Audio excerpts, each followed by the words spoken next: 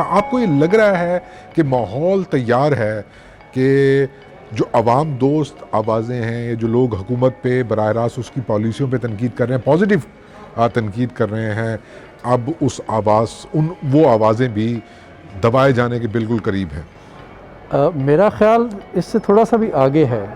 ابھی آپ کہہ رہے ہیں کہ ماحول بن گیا ہے. میری سمجھ کے مطابق ماحول ہمیشہ رہا ہے.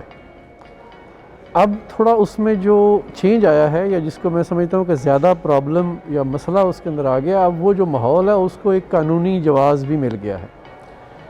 اس سے پہلے آوازیں دبائی جاتی تھیں مختلف اور انتظامی طریقے سے، سماجی طریقے سے، یا کچھ جو نان اسٹیٹ ایکٹرز کے تھرو کچھ کام کروائے جاتے تھے، یا جو ریاست ہے وہ اپنا جو نامعلوم اس کا جو ونگ ہے اس کو ایکٹیویٹ کر کے وہ آوازوں کو دبانے کا کام ہوتا تھا. سینسرشپ جو ہے نا وہ اس سوسائٹی کے اندر وہ گاڑ دی گئی ہے. جو خوفناک کام یہ ہوا ہے کہ اب اس سینسرشپ کو ایک لیگل پروٹیکشن مل گئی ہے، اور یہ اب وہ جو لیگل کور ہے اب اس کو استعمال کرتے ہوئے اب جو رہی صحیح کسر ہے وہ ڈر ہے کہ وہ نکالی جائے گی. پرنسپلی تو جو اسٹیٹ ہے یا جو گورنمنٹ ہے اس کا اس طرح کی ریگولیشنز میں کوئی کام ہونا نہیں چاہیے. جو ہماری بین الاقوامی کمٹمنٹس ہیں ان کو بھی ہم نے درخواہ اعتنا نہیں سمجھا، ان کو بھی ہم نے بس پس پش ڈال دیا. آئینی طور پہ بھی یہ ہمارے ریاست اور حکومت پہ یہ ضروری تھا کہ وہ ان حقوق کی جو تشریح ہے اس کا جو عمل درآمد اس پہ کروانا ہے، یا اس کا جو اختیار ہے وہ عدالت عظمیٰ یا عدالت عالیہ کے پاس رہنا چاہیے. وہ بھی اٹھا کے انتظامی باڈیز کے ذمہ لگا دیا گیا. یعنی پولیس مین کو جج بنا دیا گیا، پولیس مین کو ایگزیکیوشنر بنا دیا گیا. پولیس مین سے مراد یہاں ٹیلی کمیونیکیشن کا جو ریگولیٹر ہے.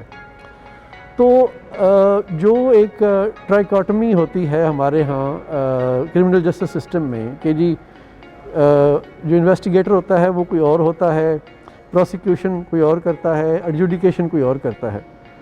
تو ہمارے ہاں بدقسمتی سے اس وقت جو انویسٹیگیشن تو ایف آئی اے کے پاس اس لاء میں ہے، لیکن جو پروسیکیوشن اور ایڈجوڈیکیشن کا کام ہے وہ پی ٹی اے کو مل گیا ہے. اب پی ٹی اے نے ڈٹرمن کرنا ہے کہ آپ کا کیا حقوق آپ کے ہیں اور کیا نہیں ہیں، حالانکہ وہ ایک ایڈمنسٹریٹو باڈی ہے. اور یہ نہ صرف ان بین الاقوامی معاہدوں کی خلاف ورزی ہے، بلکہ ہماری جو عدلیہ ہے اس کے بڑے عظیم فیصلوں کے بھی خلاف ورزی ہے. اور ایک بڑا اہم کیس جس کا ذکر آج کی وہ میٹنگ میں بھی ہوا کہ وہ جو جس کے تحت پاکستان میں عدلیہ اور انتظامیہ کا آپس میں علیحدگی ہوئی، اس کو سامنے رکھیں تو یہ اختیارات کسی بھی انتظامی یا ایڈمنسٹریٹو باڈی کو دینا کہ وہ یہ فیصلہ کرے کہ یہ کون سا رائٹ انفرنج ہوا یا کون سا رائٹ دیا گیا یا رائٹس کی تشریح ان کو دی جائے، تو اس فیصلے کی بھی خلاف ورزی ہے. آئین کے اپنے سٹرکچر کی بھی خلاف ورزی ہے، کیونکہ یہ رائٹس آئینی ہیں تو وہ بھی ہائی کورٹ اور سپریم کورٹ نے ڈٹرمن کرنے ہیں.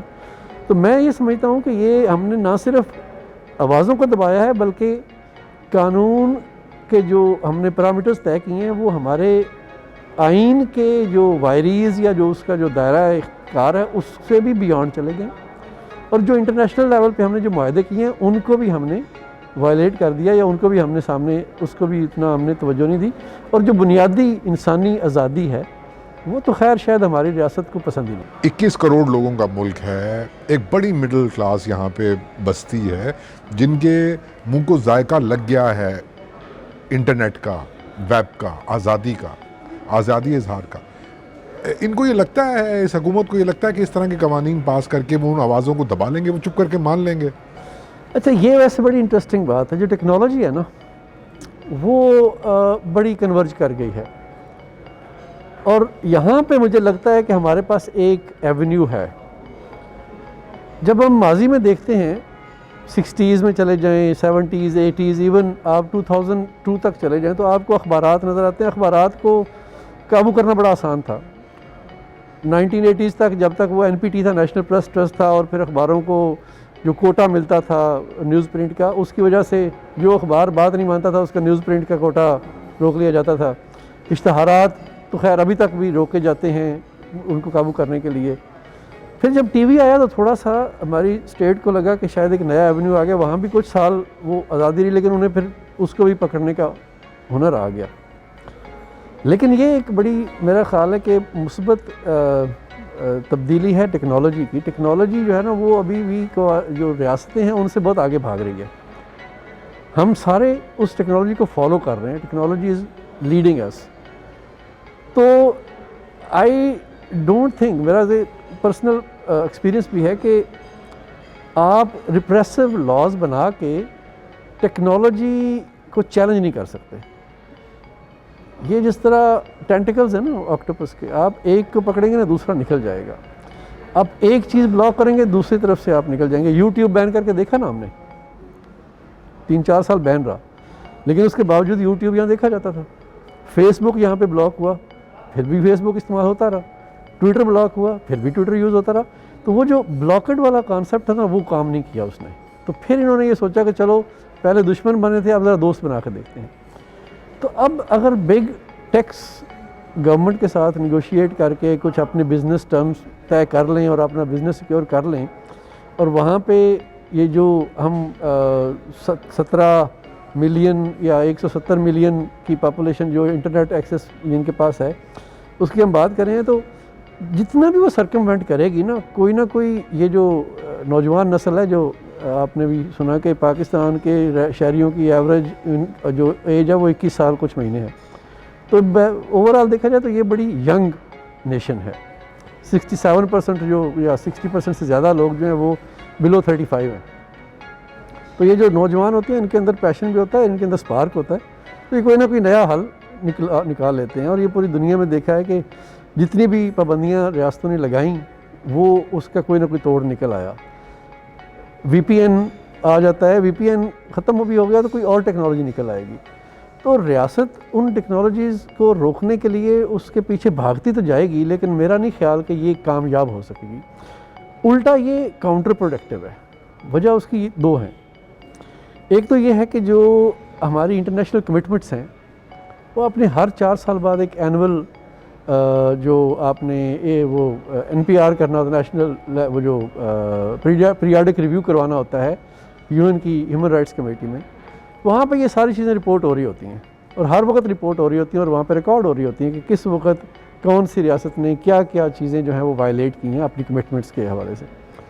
پھر جو انٹرنیشنل سول سوسائٹی ہے وہ بے شک اس کی آواز ہمیں یہاں پہ کم نظر آتی ہے لیکن وہ بھی کام کر رہی ہوتی ہے، بہت سے ہیومن رائٹس کے جو گروپس ہیں وہ بھی دیکھ رہے ہوتے ہیں۔ ہماری اپنی بھی جو سول سوسائٹی ہے وہ وائبرنٹ ہے، اگرچہ بڑی اس وقت انڈر شیکلز ہے، بڑی اس کے اوپر پابندیاں ہیں، لیکن جو لوگ بولتے ہیں وہ بولتے ہیں، لکھتے ہیں۔ ان کا پلیٹ فارم شاید چینج ہو گئے ہوں گے، ان کے میڈیم چینج ہوں گے لیکن آوازیں تو ابھی بھی چل رہی ہوتی ہیں۔ تو یہ جو آپ پابندیاں لگاتے ہیں تو وہ پھر جب آپ اینول ریویو میں جاتے ہیں یا پیریاڈک ریویو میں جاتے ہیں تو وہاں پہ آپ کے سامنے آپ کی وہ ساری تحریر یا عبارت سامنے آ جاتی ہے، کچا چٹا کھل کے آ جاتا ہے، وہاں پھر آپ کے پاس ایکسکیوزز بھی نہیں ہوتے۔ تو ایک تو وہاں پہ کاؤنٹر پروڈکٹیو ہے۔ دوسرا جو ہیومن رائٹس کے حوالے سے پاکستان EU کے ساتھ اس کا ایک بہت بڑا ایک میجر پروٹوکول یا ایک ایگریمنٹ بنا ہے جس کو GPS کہتے ہیں، سندھ میں بھی اور پاکستان میں بھی، جس میں ہیومن رائٹس وائلیشن کو بزنس کے ساتھ دیکھا جاتا ہے جی کہ آپ کی جو مارکیٹ فورسز ہیں وہ کتنی ہیومن رائٹس فرینڈلی ہیں اور آپ کی جو پالیسیز ہیں کتنی ہیومن رائٹس فرینڈلی ہیں۔ تو وہاں بھی وہ اینول بیسس پہ اس کو ریویو کرتے ہیں کہ کتنا کمپلائنٹ ہے وہ ملک کہ اس کا وہ سٹیٹس برقرار رکھا جائے، GSP+ والا۔ اور پھر یہ جو ٹیکنالوجی ہے یہ بھی اس میں وہ کرتی ہے، اور انٹرنیشنلی آپ کی ریپوٹیشن جب آپ اس طرح کے ایکٹنگ کرتے ہیں تو وہ بھی کویسچن میں آتی ہے۔ جو انٹرنیشنل آپ کے فرینڈز ہوتے ہیں وہ بھی سوال کرتے ہیں کہ یہ آپ کیا کر رہے ہیں۔ تو جب سب کو ملا کے دیکھا جائے تو میں اس میں کچھ آگے light in the and of the tunnel ضرور دیکھتا ہوں، بالکل بلیک پکچر نہیں ہے۔ کر لیں جتنی بھی پابندیاں لگانی ہیں اپنے طرف سے روک لیں، لیکن یہ وہ ریت ہے جو مٹھی میں آئی ہوئی ہے، اب جتنا دبائیں گے اتنی جلدی نکلے گی۔